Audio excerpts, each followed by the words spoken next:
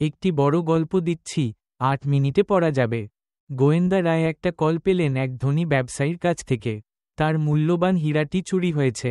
গোয়েন্দা রায় দ্রুত ঘটনাস্থলে পৌঁছে দেখলেন যে চোর কোনো চিহ্ন রেখে যায়নি।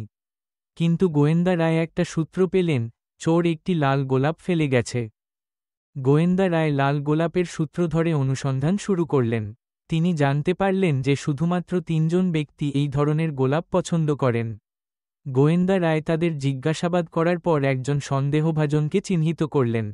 সেই রাতে গোয়েন্দা রায় সন্দেহভাজনকে ধরে ফেললেন এবং হীরাটি উদ্ধার করলেন। চোর স্বীকার করল যে সে হীরা চুরি করেছে। গোয়েন্দা রায় হীরাটি মালিকের কাছে ফিরিয়ে দিলেন এবং প্রশংসা কুড়ালেন। কিন্তু গোয়েন্দা রায় জানতেন না যে চোরের পেছনে আরও বড় একটা চক্র আছে। তিনি আরও তদন্ত শুরু করলেন এবং জানতে পারলেন যে চোরকে নির্দেশ দেওয়া হয়েছিল এক ধনী ব্যক্তির কাছ থেকে।